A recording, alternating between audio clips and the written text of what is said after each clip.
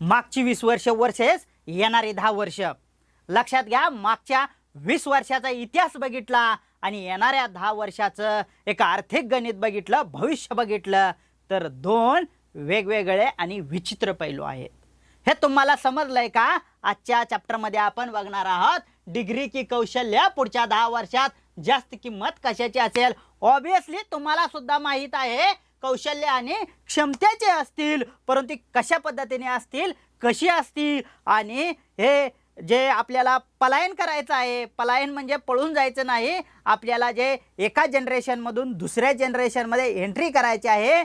Generation म्हणजे total येणारी पिढी वेगळ्या कालखंडात शिकली आणि तिला वागायचं आहे वेगळ्या पद्धतीत।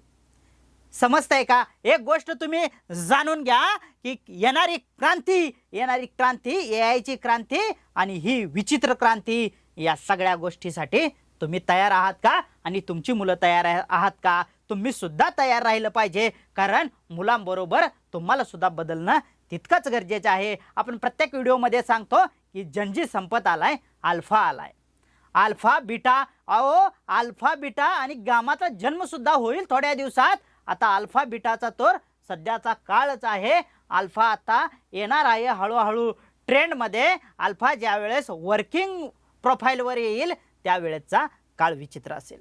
तुमचा एक निर्णय भविष्य बदलू शकते। लाखो विद्यार्थी दरवर्षी डिग्री घेत आहेत, परंतु AISHची 2022-23चा रिपोर्ट आहे की भारतामध्ये 3.5 कोटी विद्यार्थी दरवर्षी कॉलेजमध्ये प्रवेश घेतात।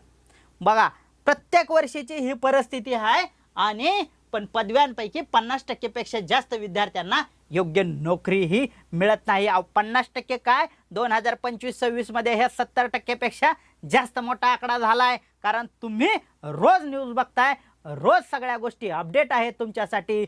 परंतु एक गोष्ट लक्षात घ्या, येणारा जो हा काळ आहे, एआयची क्रांती सुरू झाली, त्यामुळे 2020-30 पर्यंत 8.5 कोटी जॉब बदलतील, जातील असं मी म्हणत नाही। एक गोष्ट, एक सायकोलॉजिकल ट्रीट तुम्ही लक्षात घेतली पाहिजे, कारण जॉब बदलणार आहेत, जॉब जाणार नाहीत। जॉब जाणार आहेत कुठल्या लोकांचे?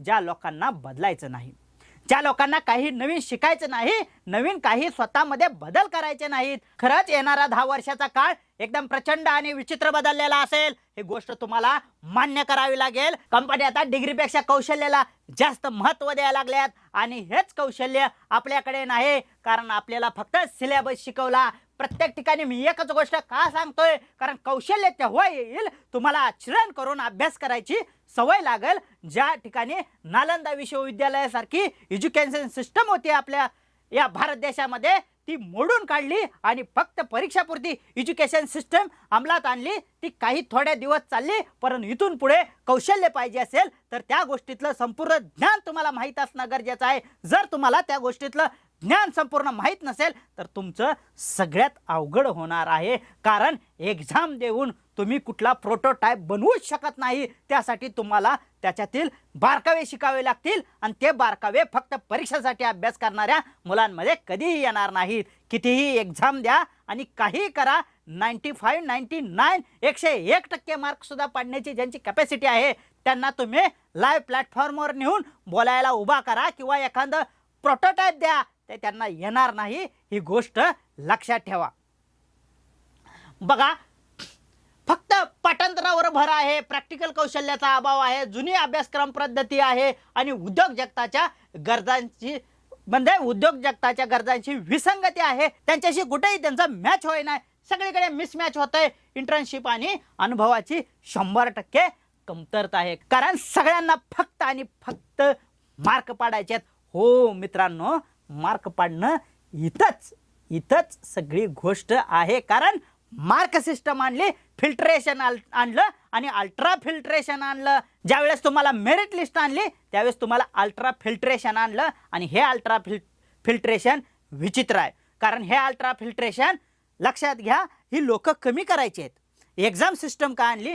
कारण ही लोक एकदम टप्प्याटप्प्याने माघारी घालवायची आहेत आणि फिल्टर करून थोडीच लोक कामावरती घ्यायच्यात, यासाठी ही फिल्टर सिस्टम आणली। मग सिस्टम म्हणतं की नोकऱ्याच एवढ्या आहेत आणि मग आम्ही एवढ्या लोकांना नोकऱ्या द्यायच्या कुठून? मित्रांनो, एक गोष्ट लक्षात घ्या, आपण जगात 1 नंबरच्या लोकसंख्येमध्ये आता आलो आहोत. गुगल सुद्धा थोडं थोडं दाखवायला लागलंय की 1 नंबरच्या लोकसंख्येमध्ये आपण आलो आहोत. आणि खरंच जेवढ्या लोकांची गरज आहे, जेवढी लोकसंख्या आहे, त्याच्या मागं जेवढ्या जागा भरायला पाहिजे होत्या गव्हर्नमेंटने, तेवढ्या जागा भरलेत का? नाहीत भरल्या. कारण तुम्हाला सांगतो की तुमच्याकडून जास्त सेवा आणि GST मध्ये जिथं कुठंही तुम्हाला सिस्टम एवढी सुद्धा जागा सोडत नाही. अशा परिस्थितीत सिस्टम हे त्या जागा का भरत नाही, हा सुद्धा एक महत्त्वाचा प्रश्न आहे. कारण सगळ्याच जागा सगळ्या ठिकाणी भरल्या तर येणारा आहे असा पैसा इकडे जाईल, मग बॅलन्स करायला पैसा उरणार नाही. काही आता मला क्लिप्स दाखवायच्या होत्या, परंतु काय आहे की हे इतकं विचित्र आणलंय ना सोशल मीडियावर सुद्धा गोदरेशन, त्याच्यामुळे काही क्लिप्स मी तुम्हाला दाखवू शकत नाही.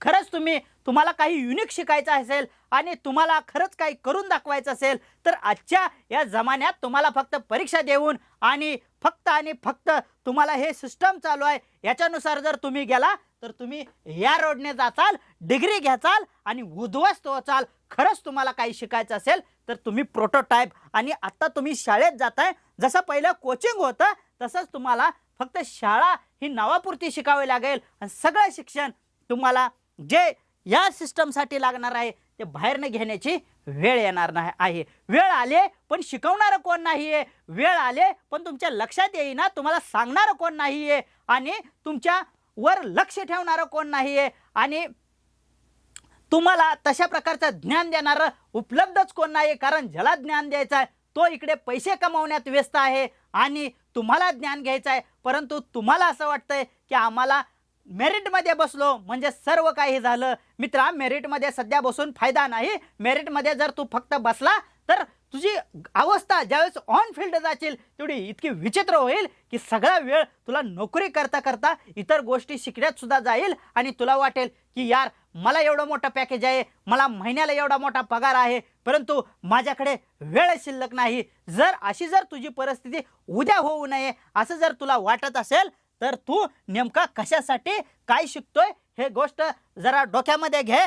कारण जग वेगाने बदलत आहे. बदलणाऱ्या जगात तयार राहणार आहे का तू? खरं मला सांग. कारण फक्त डिग्री नाही, तयारी महत्त्वाची आहे. ज्ञान, कौशल्य, विचारसरणी आणि AI. आज तू वापरतो AI, परंतु तुझ्या लक्षात आलंय का? तुला काय फक्त वाटत आहे की मी फक्त AI ला प्रश्न विचारतो, AI मला उत्तरं देतं म्हणजे मला AI वापरायला आलं. कारण तुमचा निर्णय, तुमचं भविष्य हे तुम्हाला आजच ठरवावं लागणार आहे. जर तुम्ही म्हटला की बघू की तेव्हाच्या तेव्हा, आता काय त्याचं एवढं टेन्शन घ्यायचं आहे, तर मित्रा तू आज फसला एवढं लक्षात ठेव. भले मित्रा तू 5वी पासून 10वी पर्यंत ग्रॅज्युएशन पर्यंत असेल आणि हा व्हिडिओ बघत असशील किंवा ज्यांचे पालक आहेत किंवा कोण त्यांच्या फॅमिली बॅकग्राऊंडमध्ये जे पण कोण आहेत ते बघत असतील तर खरंच एक गोष्ट लक्षात ठेवा. खरंच हे चित्र तुम्ही आत्ता व्हिडिओ बघत असताना जे डोळ्यासमोर उभा केलं ते खरंच विचित्र आहे का नाही हे एकदा आजमावून पहा. 2 मिनटं डोळे बंद करा आणि याचा सगळा सारांश घ्या आणि एक डोक्यामध्ये स्टडी करा आणि बघा काय होतंय ते.